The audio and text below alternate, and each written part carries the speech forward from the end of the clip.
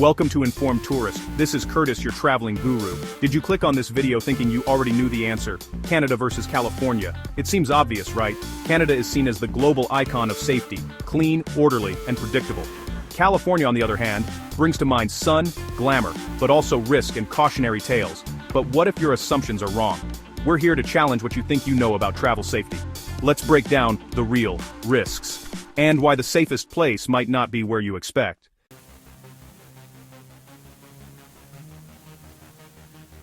Let's get one thing straight.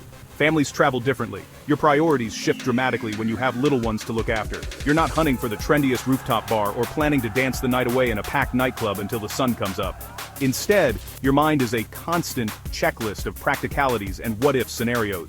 You're thinking about stroller accessibility on public transit, the walking distance from the hotel to a family-friendly restaurant, and whether the neighborhood is quiet enough for an early bedtime. Every decision is filtered through a lens of safety and convenience. This focus on family needs often leads travelers to rely heavily on a destination's reputation.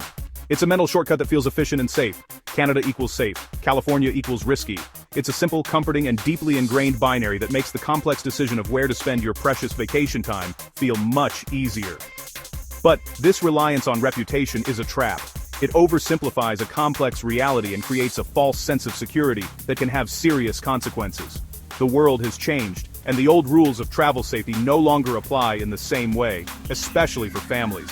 The real difference in safety for 2026 isn't just about crime statistics or police presence. It's about psychology. It's about the critical difference between awareness and complacency. Think about it. When a family travels to Canada, they often unconsciously lower their defenses. They've been told it's safe, so they act accordingly. Bags are left unzipped on the back of chairs.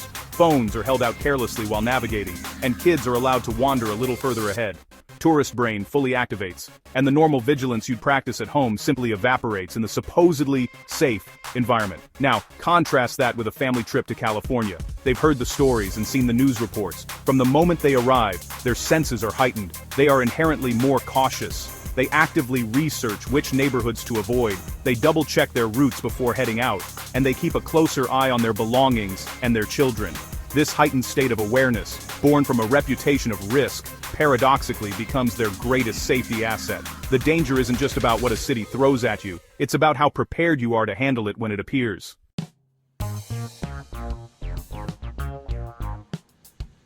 This video is not about fear-mongering or telling you to cancel your travel plans. It's about empowerment. It's about giving you the tools to see beyond the glossy marketing and the scary headlines to make truly informed decisions for your family. We are going to put two major cities head-to-head under a microscope, Toronto and San Francisco. These two iconic destinations represent the core of our argument. They are both world-class cities, magnets for tourists, yet they present two completely different risk profiles that most families fail to understand until it's too late. We will dissect the quiet risks of a city like Toronto, where the illusion of safety can mask underlying issues that specifically affect families, like slower emergency response times in dense urban cores or transit incidents that fly under the radar.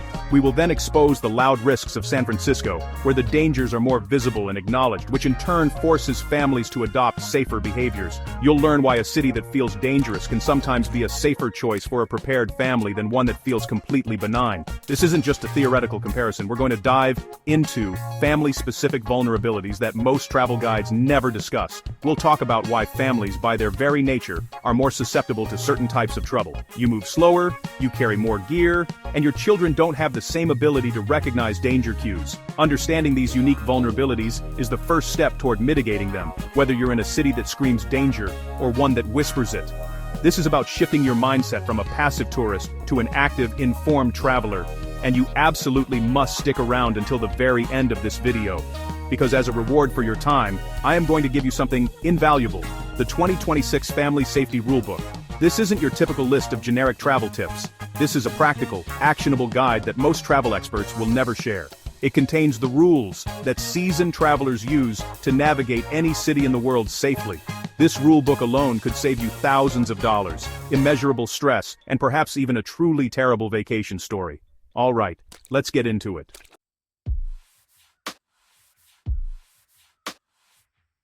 Have you ever noticed how your behavior changes when you feel completely safe? In Canada, families relax, letting their guard down in clean, calm cities. The country's reputation for order and friendliness is reassuring, almost hypnotic, but that comfort can create a dangerous blind spot. You stop being vigilant, leaving phones unattended or letting kids wander. The illusion of total safety is, paradoxically, the first step toward real danger.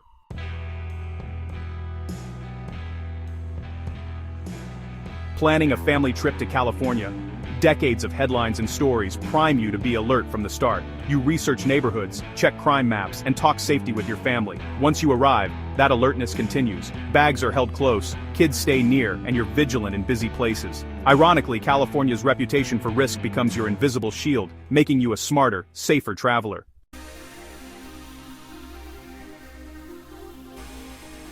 In Canada, families feel safe and let their guard down. In California, families stay alert. This difference in awareness is the perception gap, and it's what truly determines your safety. Safety isn't just about location, it's about matching your awareness to your environment. Quiet risks, like lost wallets or transit delays, can ruin a trip if you're not prepared. Sometimes, the real danger is the one you never see coming.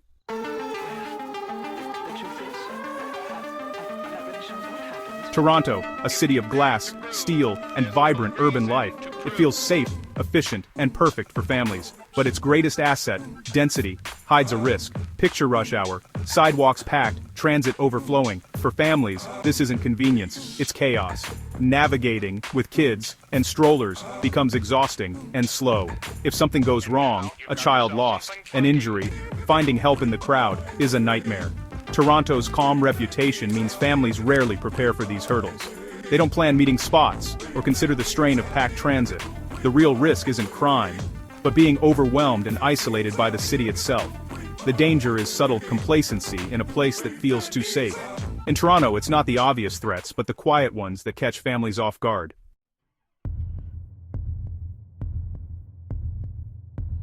Imagine a family emergency in Toronto. Every second counts. Universal healthcare sounds reassuring, but urban density slows everything down. Ambulances crawl through gridlock, ERs are packed, a short trip can take ages, and wait times stretch for hours. The promise of care clashes with the reality of access. Most families never check hospital proximity or wait times, they trust the system. But in a crisis, the city's quiet delays become painfully clear. Toronto's danger isn't loud, it's the silent wait for help.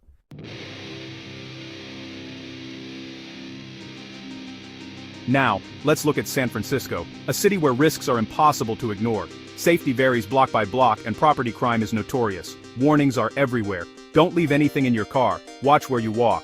For families, this seems daunting, but it forces vigilance. You plan routes, research neighborhoods, and stay alert. You avoid risky areas, double-check your belongings, and keep your kids close. The city's visible chaos keeps you on guard. You're less likely to be caught off guard because you expect trouble. San Francisco's risks are loud, but they give you a clear roadmap. Here, awareness is your best defense. The city's dangers shout, so you listen and act.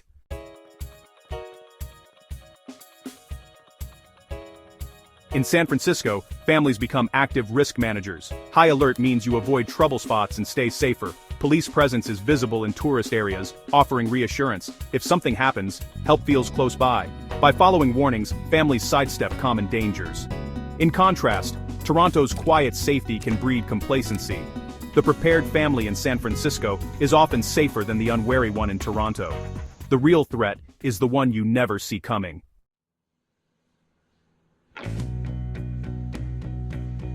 Families are uniquely vulnerable when traveling. You move slower, carry more, and get distracted easily. Kids' unpredictability and innocence add to the challenge. Routine makes your movements predictable, easy for opportunists to spot. Every stop for a snack or a toy divides your attention.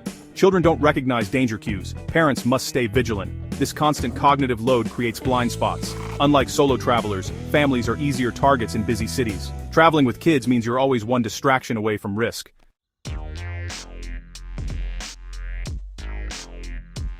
In Toronto, family vulnerabilities are amplified by the city's density. The main threat isn't crime, it's delay. Feeling safe, you let your guard down and miss warning signs. Losing a wallet or a child can go unnoticed for precious minutes. Emergencies become harder to manage in crowded, confusing spaces. The city's calm hides logistical traps that exhaust and overwhelm. You blame yourself for stress, not realizing it's the environment. Toronto's quiet risks drain families before they even notice. Sometimes the most dangerous threat is the one you never expected.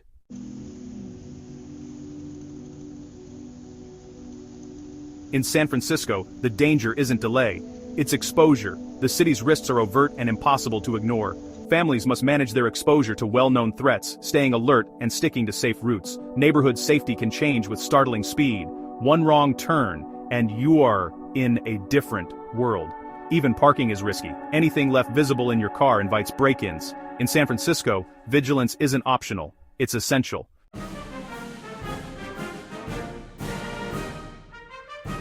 Here's the twist. The places where you feel safest can actually be your biggest risk. Both Toronto and San Francisco can be safe for families, until something unexpected happens. When you're relaxed, your guard is down. That's when surprises hit hardest. The illusion of safety disarms you. Complacency, not crime, is the modern traveler's greatest enemy.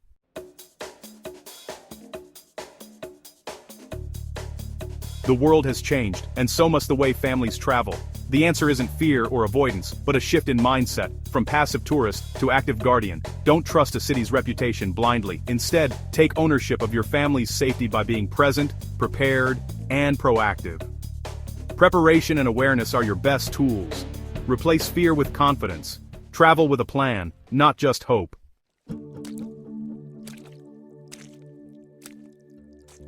Once you've adopted the guardian mindset, the next step is to prepare, both digitally and physically, before your trip. Build a digital first aid kit on your phone. Save hospital info, emergency numbers, and offline maps. Prepare your family too. Practice safety drills, and teach kids what to do if separated. Be ruthless with your itinerary. Cut activities and schedule downtime so everyone stays alert and safe.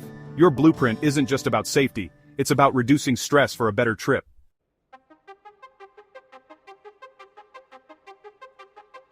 With the right mindset and a solid plan, you're ready to explore any city with confidence. Start with the 10-minute rule, orient your family, review the fire escape, and walk the block. In crowds, use the guardian and scout system. One parent watches the kids, the other navigates. Actively manage your belongings. Wear backpacks in front, keep valuables in front pockets. Trust your gut, but verify with data. Combine intuition and tech for safe, confident travel.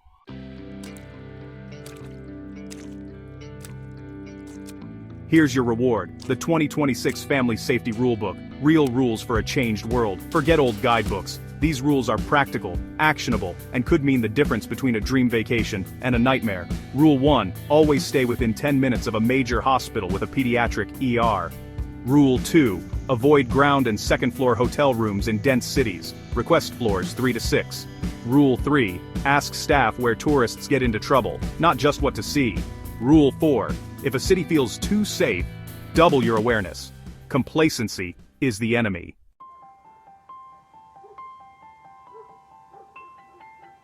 So, let's circle back to the question that started it all. Canada versus California. The polite, orderly neighbor against the wild, unpredictable giant. By now, you should see that the obvious answer is rarely the correct one. True safety isn't found on a map or in a country's reputation. It's built. It's built through awareness, preparation, and the willingness to see the world not as it's marketed, but as it truly is. The quiet risks of a city like Toronto can be just as disruptive as the loud dangers of San Francisco, especially for a family that has been lulled into a false sense of security.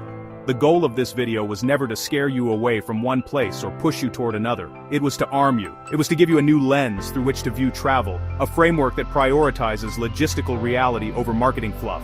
The 2026 family traveler doesn't need to be afraid. They need to be informed. They need to trade their complacency for curiosity, and their assumptions for active awareness.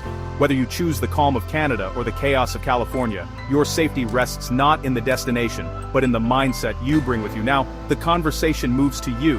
After hearing all this, if you were booking a trip for your family tomorrow, which would you choose, Toronto or San Francisco? And more importantly, why? What part of this discussion changed your perspective the most? Drop your answer in the comments below. We read every single one. Your stories and insights help make this community of informed travelers stronger. What city or country should we put under the microscope next? If the guidebooks won't tell the whole truth, we will. Thank you for watching Informed Tourist. If you found this video helpful, hit that like button and subscribe. It's free and helps support the channel. Your safety and preparedness are why we do this. Now you've earned some more insights. Want more fascinating travel knowledge? Click here to watch our next video. We're dedicated to ensuring you're never caught by surprise on your next adventure. Travel smart, stay safe, and we'll see you in the next video.